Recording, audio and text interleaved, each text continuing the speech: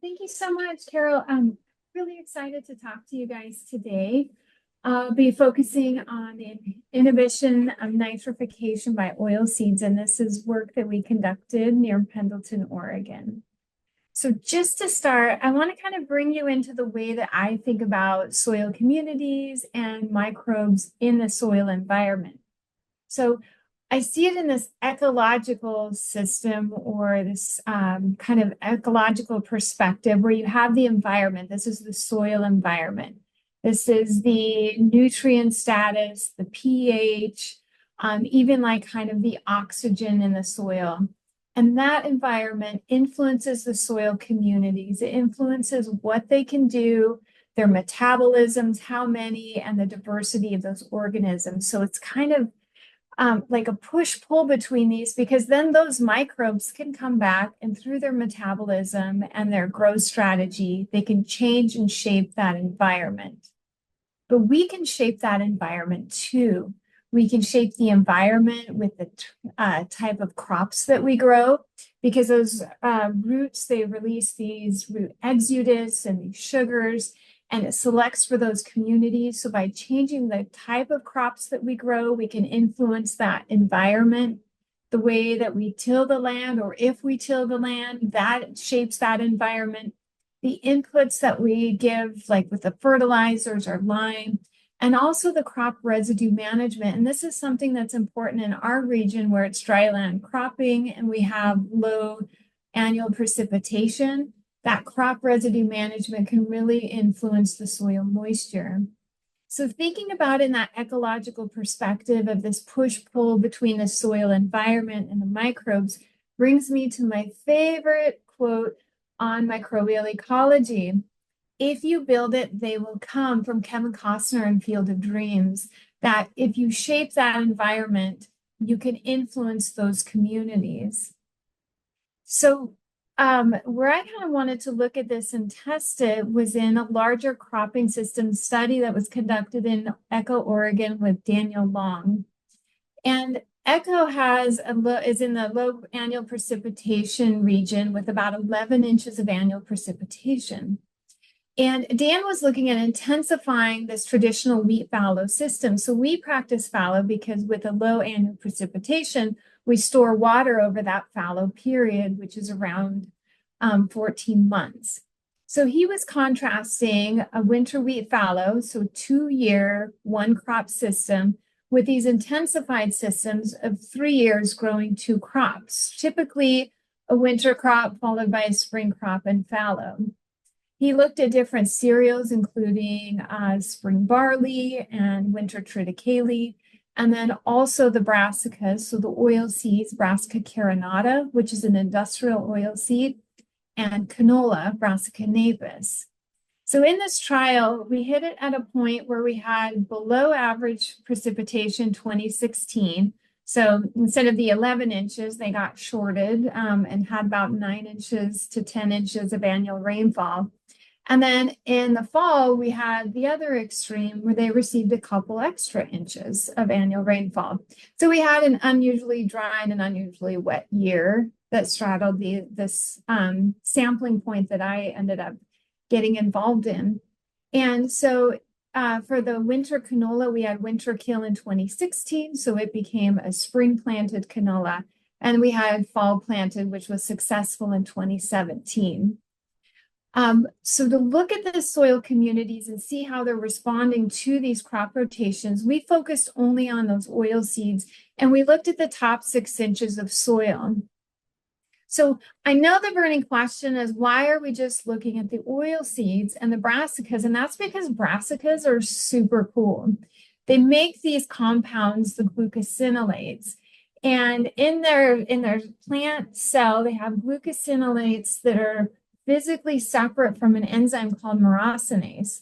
And when there's tissue damage and these two react, the glucosinolate and the myrosinase, it produces glucose and sulfate, but also these isothiocyanates, and nitriles. And it's those isothiocyanates that give mustard its wow power and its pungency. But what's really cool about this is in chemical form, these isothiocyanates, they're biotoxic, but they also inhibit organisms that drive part of the nitrogen cycle, the ammonia oxidizing bacteria. It reduces their activity and it reduces the number of them in a chemical form. And if you remember back in the nitrogen cycle, you have ammonia, which then gets oxidized to nitrite. That's driven by these ammonia oxidizers. And then it gets converted to nitrate. So in the nitrate form, that's susceptible to leaching as a nitrogen loss, and also through gaseous loss with denitrification, which will be nitric oxide, nitrous oxide, and dinitrogen. So within this little test bed of this cropping system study, we wanted to know, can we shape that environment with the types of crops we grow? And can we influence those soil communities? So influencing specifically the nitrification cycle by intensifying this wheat fallow system with brassica oil seeds. So to test the ammonia oxidation, we used two different methods. First, we wanted to look at activity, kind of potential activity. So what can these soil communities do? So we added soil to a buffer and we shook it overnight and we added ammonia and then we measured nitrite. So for the sticklers in the audience, we added an extra chemical to block the full nitrification so we could just measure that first intermediate and rate limiting step. We also wanted to look at the organisms driving these changes. So we looked at the community size using DNA and a method called quantitative PCR. This method allows us to count the number of DNA gene copies of a gene that's involved in nitrification in that first step, the ammonia monooxygenase gene. So what's really cool about this is we have two main targets of this gene and these organisms that drive ammonia oxidation. And they're in different domains, the bacterial domain and the archaeal domain. We are able to look at those two domains for the ammonia oxidizing communities. And they're the organisms that take ammonia to nitrite, that first step. But then in 2005, they discovered a new pathway, complete ammonia oxidation. So this is like a really contemporary revelation in the nitrogen cycle with these complete ammonia oxidizers. It's not really something I've looked at before until this study, and we wanted to kind of add it in and close this circle. So we also targeted nitrospira bacteria that are able to do the complete ammonia oxidation step. So when we looked at these soils, and remember that these were collected in the fall. This was post-harvest, but also kind of a period of pre-plant for wheat crops or any of the fall crops.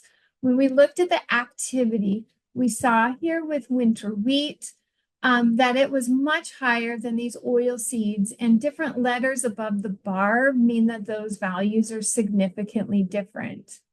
We saw that the oil seeds, spring mustard, and a combination of the winter and spring canola, because we had winter kill, that those were significantly different and that those oil seeds appeared to reduce the ammonia oxidation activity.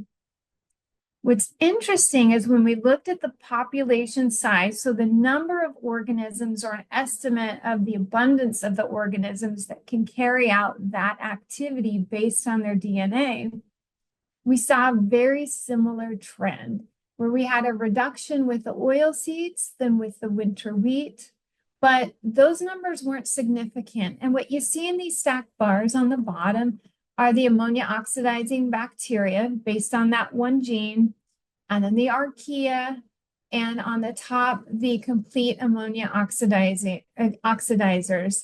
And whether we looked at this for the individual groups that we targeted or that as a whole, it wasn't significant, but it is highly correlated to the activity. So we found that oil seeds reduced the soil ammonia oxidation activity, but they didn't seem to significantly affect the community size. So if we start kind of stepping back and seeing, what is the potential impact of this? We can look, what the activity might be and what the size of those populations are. But when we sampled these was in October, so we're kind of going into a period of time when we receive most of our moisture, which we get over winter precipitation. When the soils are going to be having increased soil moisture, and when the nitrogen goes from ammonia to nitrate, that nitrate is susceptible to leaching and also to denitrification. The denitrification activity is also related to oxygen and being waterlogged. So there's a potential that inhibiting the nitrification may have an effect on what that soil retention of nitrogen is. We don't have specific data on what that leaching potential looks like or the denitrification, but with being able to kind of interfere with that nitrification step, I think it's something to think about and a potential. So with our next steps, what we want to know is we know that it didn't have a significant effect, the oil seeds, specifically on the population size, but what did it do to those communities and the diversity? Do we start to see a shift? And even a bigger question, I think, are those results durable or persistent? So if we see it right after crop harvest and we go into a fallow period, how long in that fallow period do we see that reduced nitrification activity? Or does that just break down and the communities reset over that fallow? Looking at the transition over time and over the fallow period is something that we're looking at with nitrogen cycling and with fertilization. But I think with oil seeds, that's another big question for us too. So with that, I want to acknowledge all of the staff that were involved in this research. Some of them have moved on, and some of them you'll see on the camera today. All three of them. And if you're interested more in this project, I'd refer you to these papers. I have the QR codes, and there's also more studies available. If you're unable to access them, you're welcome to reach out to me, and I can share these publications with you.